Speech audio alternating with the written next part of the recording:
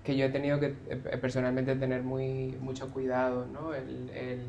Yo recuerdo una época en la que yo usaba, por ejemplo, mis redes sociales como una manera de elevar estas noticias, ¿no? Porque me parece importante, es como, mira lo que ha pasado, o sea, han matado a una persona más, ha muerto una persona más, ¿no? Y sin darme cuenta de lo que eso estaba causando en mí, ¿no? O sea, de que constantemente el tipo de noticias y de información que yo consumía es muerte, muerte, muerte, agresión, violencia, violencia, violencia, ¿no? Y al final te quedas, o sea, me costaba mucho de repente salir a hacer la vida, ¿no? Porque es como te piensas que esto es lo único que hay y en muchos sentidos pasa con demasiada frecuencia, ¿no? O sea, hay tú nombrabas el Día de la Memoria Trans, ¿no? Hay un día al respecto, me refiero, ¿no? Ayer. Hay un día, pasa tanto que hay un día al respecto, ¿no? Entonces, yo creo que es algo que no puede no estar presente, ¿no? O sea, siempre puede pasar, o sea, y ojalá que no, pero sí. Eh, y lo que Leo nombraba también acerca de la visión que podemos tener acerca del futuro, ¿no? Yo creo que condiciona un montón si lo único que ves, o sea, si se ven incluso en las estadísticas, la expectativa de vida, ¿no? O sea, es como, ¿puedo yo aspirar a plantearme tener una carrera? ¿Puedo yo aspirar a plantearme soñar con esa vida en etapas posteriores, ¿no? Si puede que termine todo mucho antes, ¿no? O sea, antes de llegar a ese punto. Entonces, yo creo que condiciona un montón a lo que podemos llegar a aspirar, a lo que podemos llegar a soñar, ¿no? El hecho de que está tan presente la violencia. Y en el caso del suicidio también, ¿no? Sé el título, pero no sé las conclusiones del trabajo fin de grado. Entiendo que es muy, muy alto, ¿no? En comparación con otros colectivos. Sí, no me acuerdo yo tampoco de la cifra, pero bastante más alto. Sí, esto que comenta Carla, ¿no? Como de ni siquiera conocer o tener referentes de personas trans mayores, ¿no? Como visualizarte a futuro cuando no hay gente como tú mayor, ¿no? O no ¿dónde están? Sí, a mí me vienen como 4 mujeres trans de color, o sea, es que las puedo contar, o sea, y son muy importantes para mí, pero son muy pocas. Bueno, vamos a hablar también de los apoyos, algo un poco positivo también, ¿no? Que os ha servido, entiendo también estos colectivos, compartir, ¿no? La información, ¿no? Lo contrario. ¿Qué más apoyos consideráis que os han servido, os han ayudado? ¿Qué cosas importantes hay que os haya facilitado un poco? Justo que hablabas del trabajo de fin de grado, las conclusiones iban por ahí, ¿no? Como al final no hay diferencias o los factores protectores son tener apoyo de tu entorno o no, como que no haya diferencia, no sufrir violencia básicamente, ¿no? Y entonces nuestra salud mental es igual al del resto, ¿no? Y al final es esto, ¿no? Como ser respetada en tu entorno, que tu familia te apoye. Hay estudios de tema de adolescencia trans también con esto, ¿no? De adolescentes trans que tienen apoyo familiar, su salud mental no es distinta a la de los peor que la de adolescentes cis, ¿no? Adolescentes que no son trans. Al final es esto, ¿no? Como tener acceso a nuestros derechos sin estas violencias también estructurales del sistema legal de no sé qué, tener acceso a espacios seguros en nuestro día a día, a relaciones respetuosas, ¿no? Y yo en mi caso esto, ¿no? Como pues mi gente, el amorcito, el apoyo, el cariño, ¿no? Y esto ha sido lo más importante, ¿no? De hecho, aunque yo me haya callado tantos años o haya tapado tanto esto, hay algo que yo creo que me ha dado mucho empuje en la vida que tiene que ver ya con que yo sí me sentía bastante visto y bastante querido por mi gente, tanto en mi familia como en mis amistades. Siempre he tenido muy buenas amistades. Yo el tema de la expresión de género, a diferencia de Carla, a lo mejor sí que, o sea, yo no he cambiado de forma de vestir ni de corte de pelo. Al hacer una transición yo ya vestía y me expresaba de esta manera. Entonces yo ya rompía mucho con esas normas de género y yo me sentía muy aceptado en mi entorno de esta manera. Entonces había algo en que yo ya era especial en este sentido de romper un poco expectativas y aún así sentirme como bastante aceptado y querido por la gente. Entonces esto también para mí ha sido muy importante, aunque aún así estuviera cagado, ¿no? de nombrarlo, pero porque temía que todo eso desapareciese también, ¿no? Como me quieren, pero a lo mejor si digo esto ya no me quieren tanto. Pero sí había algo de sentirme muy querido, ¿no? Que para mí ha sido muy importante en la vida. Escuchándote me viene otra vez el pensar que realmente quienes tenemos que transicionar somos el resto. Un poco, ¿no? No tanto vosotros, sino un poco nosotros, hay un poco cambiar nuestra mirada, ¿no? Y abrirnos en ese sentido para que no sea algo hostil, ¿no? Para personas trans o personas que nacen con una identidad diferente a... Sí, esto lo dicen las familias con hijos trans todo el tiempo, ¿no? Dicen, es que quienes hacemos la transición somos nosotros, no nuestros hijos, ¿no?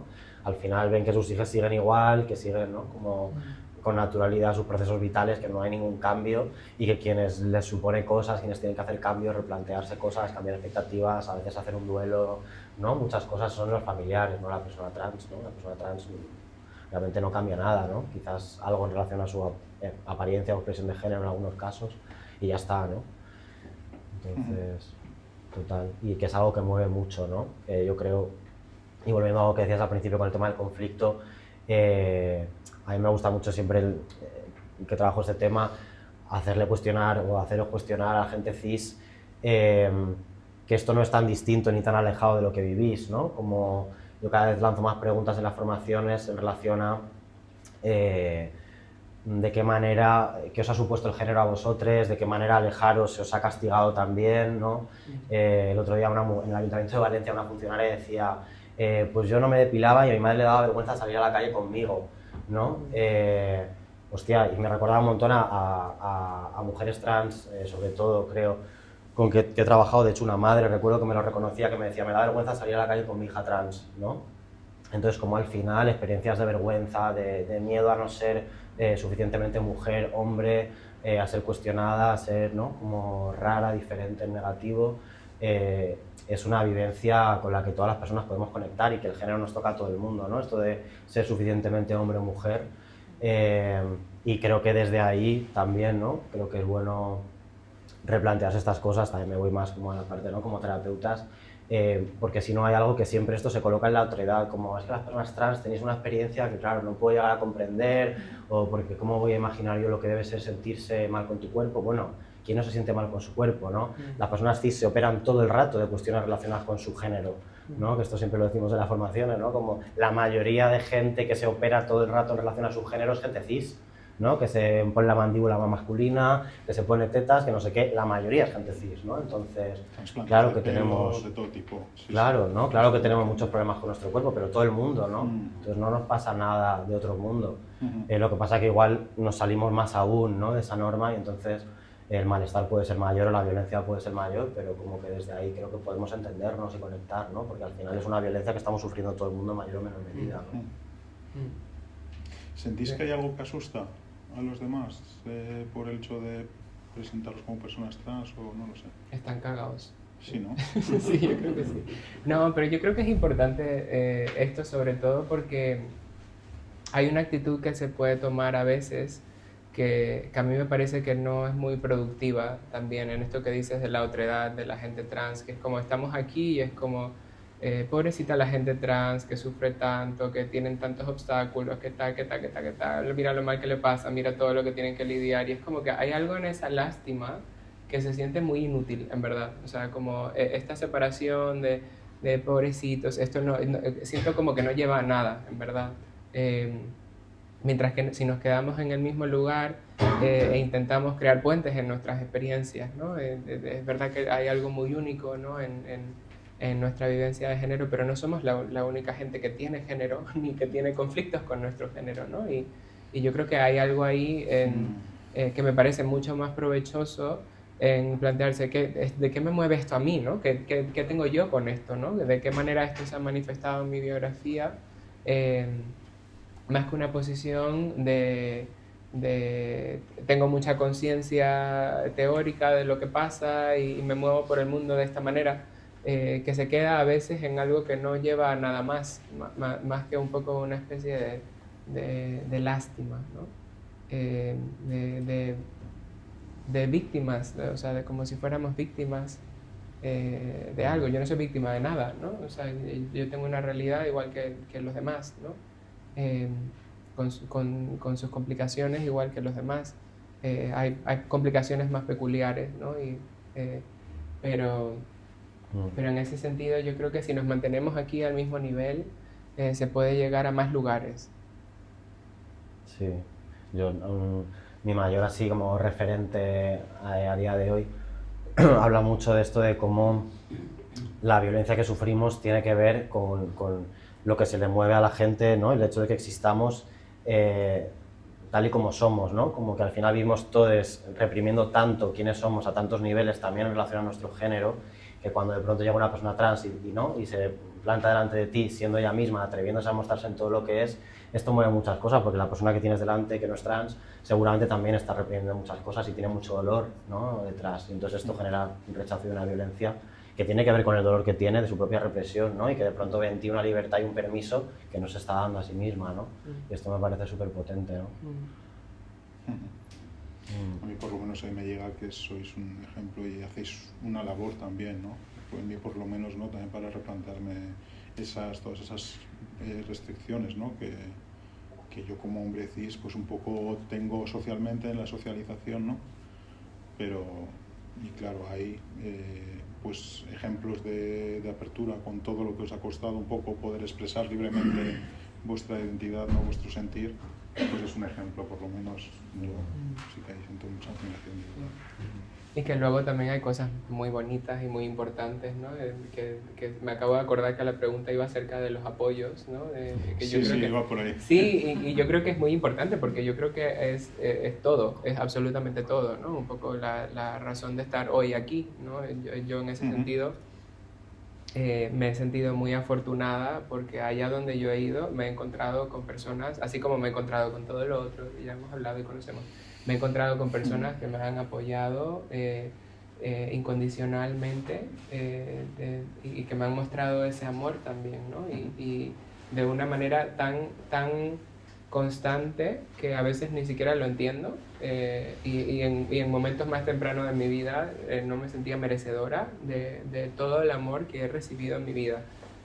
Y eso también existe y es importante. Yo creo que es lo que contrarresta todo lo demás, ¿no?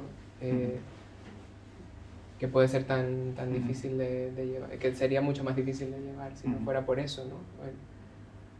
Porque es que si no, es que Dios mío, apaga y vámonos, ¿no? En ese sentido también me ayuda a conectarlo con la siguiente pregunta que os quería hacer, que tiene que ver un poco con también vuestra formación, ¿no? Psicología, también Gestalt, ¿no?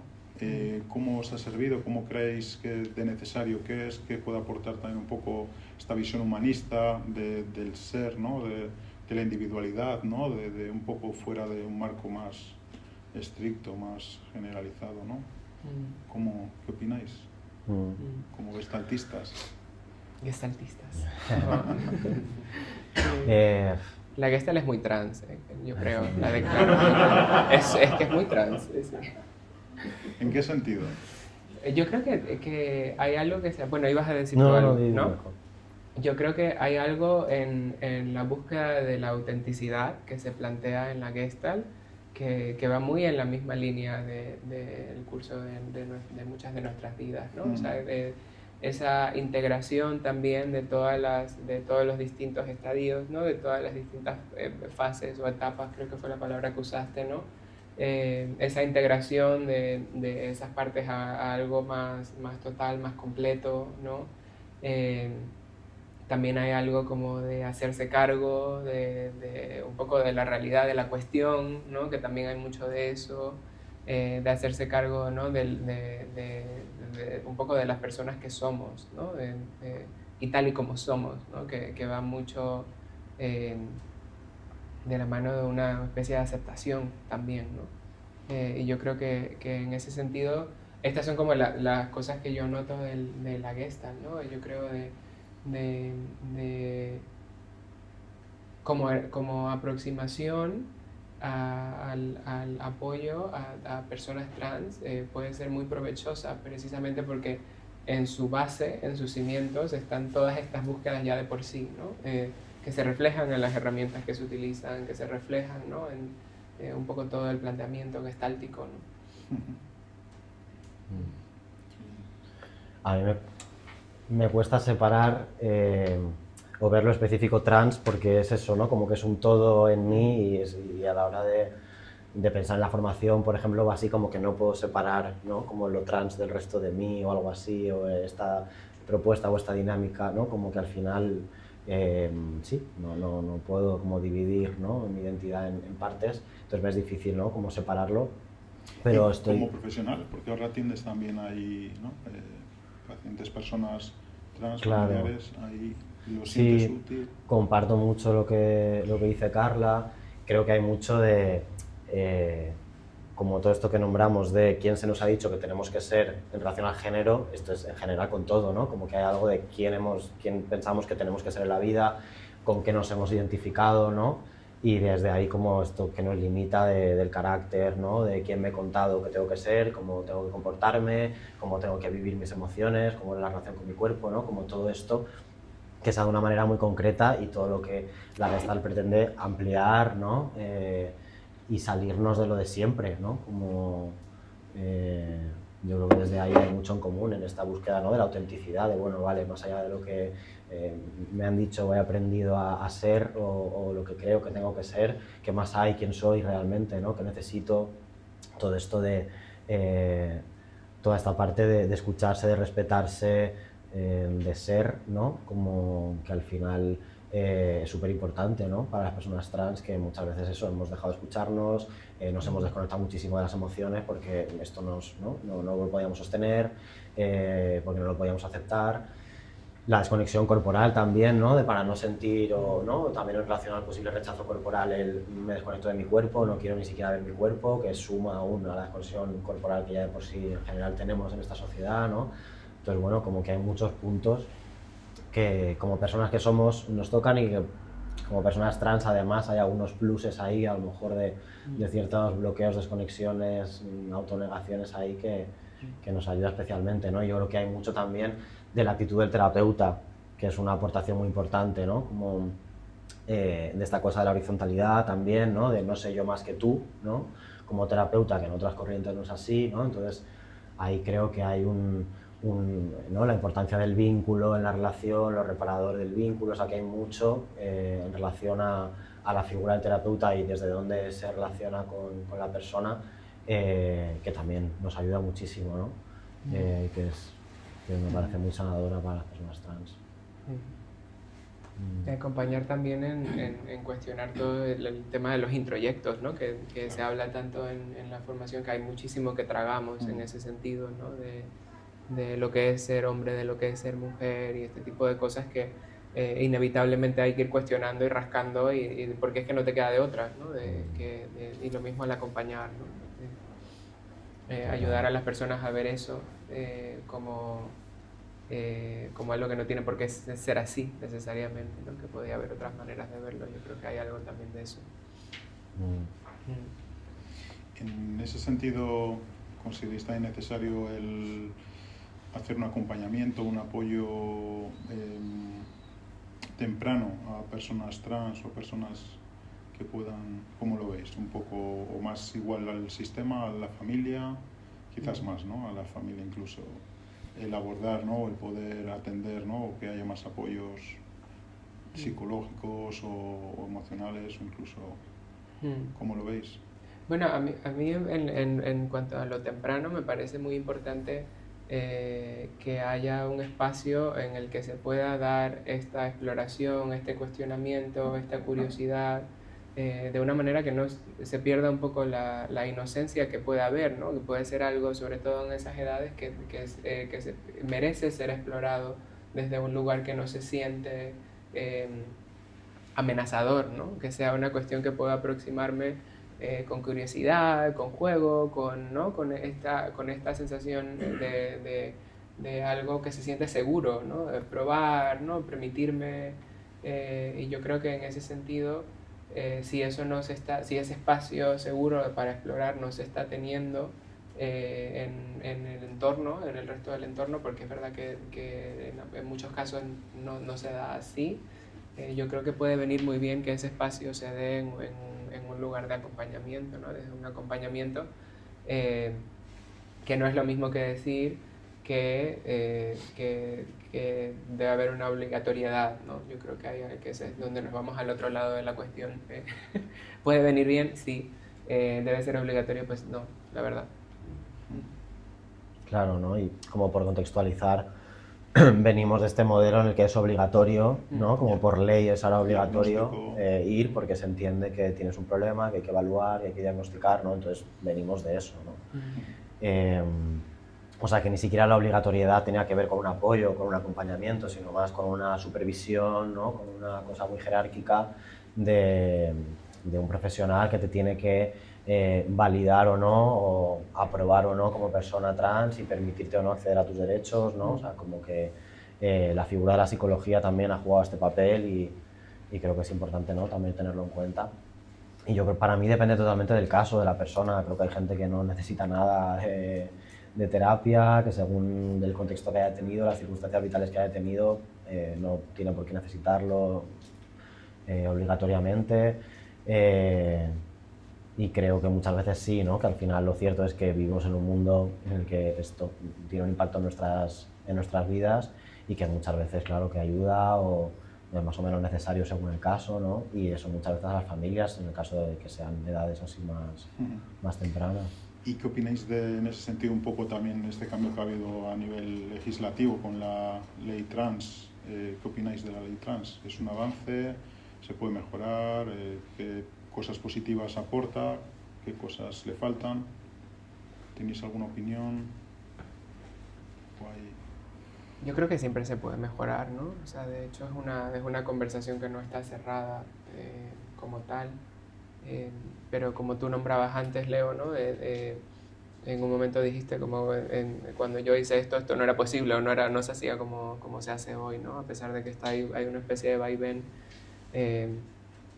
siempre se puede mejorar, pero hoy hay más de lo que había ayer también, ¿no?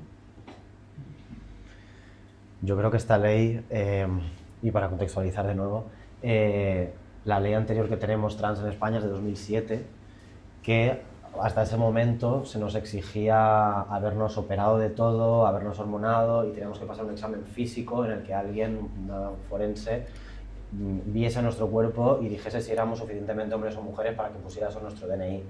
Esto ha sido así hasta 2007, ¿no? Y de 2007 a 2023 tenemos esta ley que es, ¿no? Por la que fui yo, de diagnóstico psiquiátrico y tratamiento médico de 2 años, ¿no? Entonces, claro, bueno, pues por un lado que bien, la ley de 2023 que tenemos lo que plantea por fin, que es como a lo que hemos intentado llegar, o lo que a nivel europeo reclamamos, es la autodeterminación, es decir, que yo diga soy Leo, soy un hombre y que ponga esto en mi DNI y ya está, que no dependa de que gente externa valore si yo merezco eso o no. Y esto está así por ley ahora mismo desde 2023, es un súper logro, ¿no? Ahora tiene limitaciones para personas menores de edad, gente de otros países, personas no binarias, personas que no hemos hablado de ellas nada. Hay personas trans que no son ni hombres ni mujeres, no tienen posibilidad de ver su identidad reconocida tampoco en su documentación. Menores de 12 años no tienen ninguna posibilidad tampoco y entre 12 y 18 hay franjas de edad con diferentes requisitos. Entonces, bueno, esto por la parte como el tema de la documentación, que es solo una de las partes. El tema sanitario, al ser también un tema autonómico, pues depende mucho de la autonomía, aunque tengamos una ley estatal que en principio despatologiza, que en principio quita este requisito del diagnóstico, pues de pronto tenemos comunidades autónomas como esta que lo vuelve a exigir. Entonces, bueno, falta todo un desarrollo, una implementación de la ley a todos los niveles, a nivel educativo, ¿no? O sea que al final, bueno, hay como temas específicamente relevantes, creo, en nuestras vidas como personas trans o cosas concretas como el tema del DNI o la atención sanitaria, pero al final lo que queremos conseguir es luchar contra la discriminación y para eso hay que trabajar en todos los ámbitos, ¿no? Y y para eso hace falta muchísimo trabajo, ¿no? Y sobre todo en el ámbito educativo, o sea que al final es ahí donde hay que hacer mucho y para eso necesitamos protocolos, necesitamos formación a los profesionales en estos ámbitos, toda una serie de cosas, cambiar los materiales educativos para que sean inclusivos, tantas cosas, ¿no? Que sí que vayan un poco más a la raíz del problema y para eso falta muchísimo trabajo, muchísimo desarrollo. Pero bueno, ya sí que es un marco que nos da, ¿no? Que nos da, bueno, algo de lo que partir, que no es poca cosa, que ya hay más países europeos que lo tienen, pero no son muchos y que ya pone el listón, ¿no? en un sitio y que a partir de ahí es más difícil también luego dar pasos atrás. Los vemos que estamos ahí. Está todo un poco con pinzas, pero bueno, ya sí que sienta un precedente también, como que hay cosas que igual ya no van a volver a ocurrir porque hemos llegado hasta ahí, ¿no? Aunque ya hemos visto que todo el debate que ha habido en todo este tema de la autodeterminación, o sea, que esto que se ha conseguido aprobar, a mí me parece un poco milagroso que se aprobase, porque hubo muchísimo debate con este tema, ¿no? De si autodeterminación sí, autodeterminación no, porque esto no podía ser, que la gente pudiera así elegir a lo loco su género, ¿no? Y otra vez, ¿no? Como cuestionando si teníamos derecho o no a ser nosotros mismos por nuestra propia voluntad. Y este debate se ha permitido, ha habido gente del ámbito político que lo ha, ¿no? Como que lo ha fomentado, ¿no? O sea, que ha habido un nivel de discurso de odio súper permitido socialmente, que ha sido muy heavy también, ¿no? Como que esto también ha sido un temazo y que ha tenido un impacto también, o sea, que no es solo una ley que está ahí, sino que yo he escuchado a peques trans decir tengo miedo de tal porque sé, ¿no? Como que perciben que hay algo, ¿no? Que estamos yendo a peor en ese sentido con el tema del discurso de odio y que están más asustados de visibilizarse o de que alguien sepa que son trans. ¿Ha alimentado una transfobia? Sí, yo creo que hemos avanzado y que sí que hay más aceptación, pero que también hay un permiso, igual que en otros temas, ¿no? Como que está habiendo así como una ola de odio en distintos, ¿no? Con distintos colectivos o en relación a distintos colectivos, no solamente el trans, ¿no? Pero que sigue con esto, como que se han ensañado mucho, ¿no? Y se ha permitido mucho esta violencia, ¿no? Y eso al final crea la sensación social de, bueno, pues todo se puede debatir, ¿no? De pronto te invitan a un debate con una persona transfoba y esto es un debate posible, ¿no? En algún lugar. Entonces, bueno, sí que hay algo ahí que normaliza o que permite que ciertos discursos de odio se vean como opiniones diferentes, ¿no? Esta cosa que es muy peligrosa, ¿no? Que se acepten, ¿no? Como una posibilidad aceptable, ¿no? Se permite la violencia porque no se le considera violencia. Claro, ¿no? Claro. Se considera como el tema del momento, como quien habla del mundial de fútbol o las olimpiadas o el clima, o, ¿no? Como si fuera cualquier tema cotidiano. Sí. Este es el tema de ahora, pues yo pienso que no sé qué, ¿no? Como, ok, pues esta es mi vida, no sé qué decirte. ¿No? Bueno, pues lo dejamos aquí. Muchas gracias, Leo, muchas gracias, Carla. Ha sido un placer. Muchas gracias. Muchas gracias. Yo quería decir una cosa. Sí. Que me hubiera gustado decir al principio que me hacía mogollón de ilusión estar aquí, que estoy súper feliz, que es como volver a casa, que qué guay, que qué bonito, que es súper especial. Qué bien. Que habla en muchos sitios, pero como aquí. Como en casa. Así que muchas gracias. Muchas gracias.